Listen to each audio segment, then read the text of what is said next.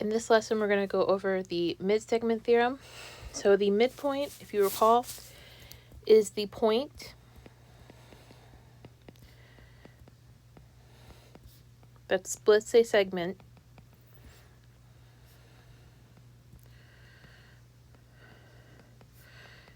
into two congruent pieces. So that was the midpoint. A midsegment of a triangle connects the two midpoints of a side. So you need two midpoints. The line that connects them is the midsegment. Now, the midsegment theorem basically says that if you have a midsegment in a triangle, that is going to be parallel to the other side. And if you look here, so in this case, D and E are your midpoints. So DE is your midsegment. And the relationship is that it is parallel to our third side, and it is also half of that distance. So for example, we have M, N is your midsegment. Here's your other parallel line.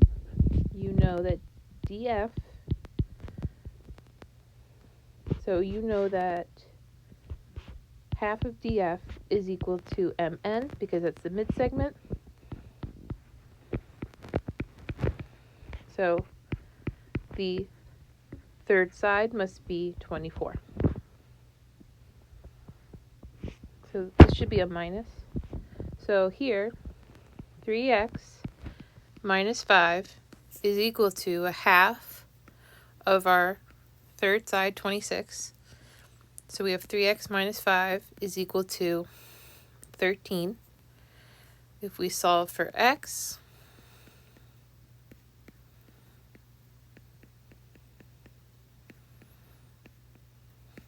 we get that x is equal to 6.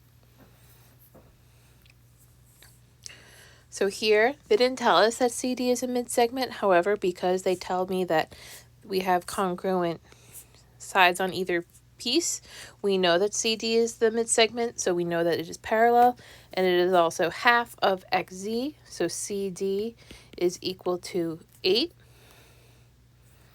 Again, we have our midsegment.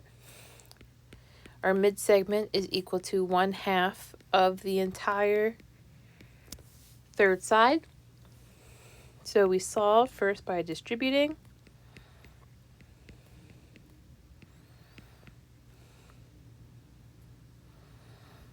So now if I move the 1/2 over,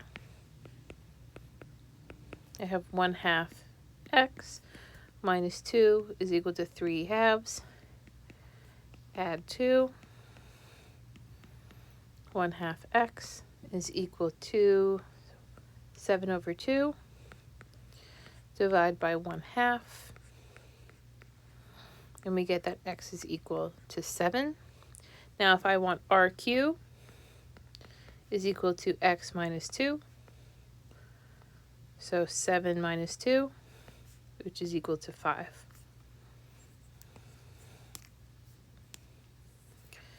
So we have if AC is equal to 10, BC is equal to 12, and AB is equal to 14. What is the perimeter of triangle DEG? So the thing that's missing here is that we are assuming that all of these are the midpoints. So if I want the perimeter, I need to know the lengths of all of the blue sides. So DE is parallel to this side, so it is half of 14, which is 7. EG is parallel to AC, so it's half of 10, which is 5. And then DC is parallel to CB, so it is half of 12, which is 6. So now my final answer will be 7 plus 5 plus 6, which gives me 18 as my perimeter.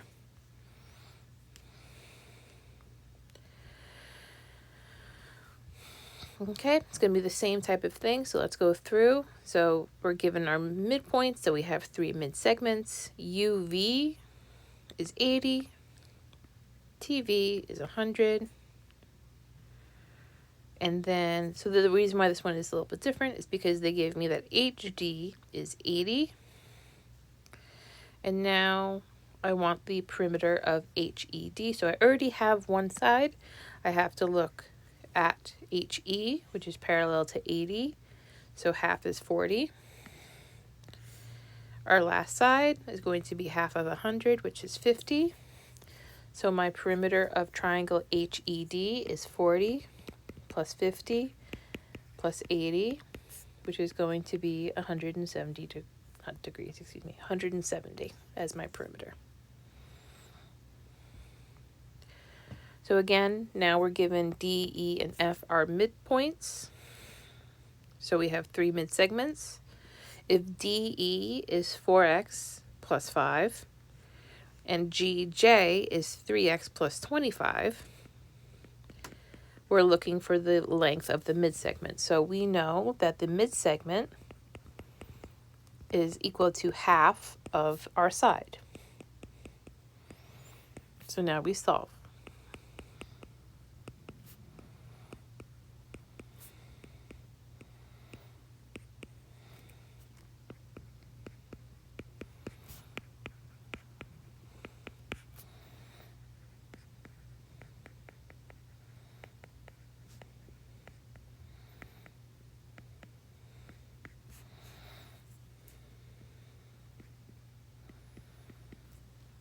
So that would be 10, so it's going to be 15 over 2. And then we divide both sides by 5 over 2.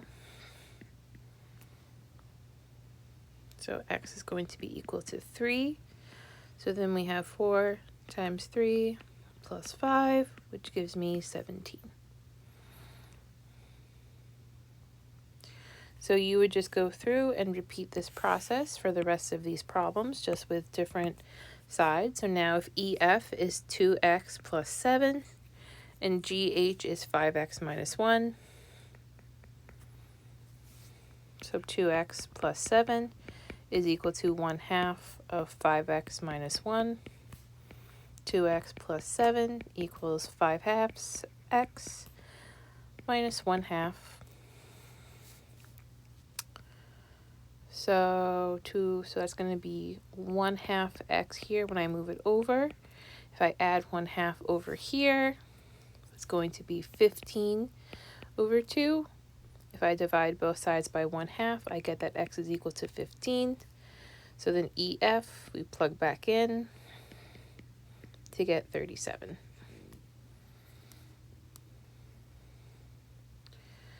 HJ is 8x minus 2.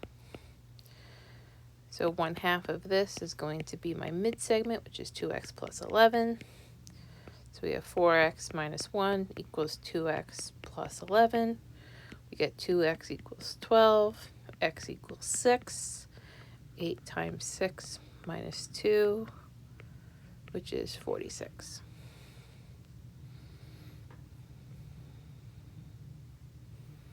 So even though here we see that 7 and 14 have that half relationship, BD is not a midsegment because it is not parallel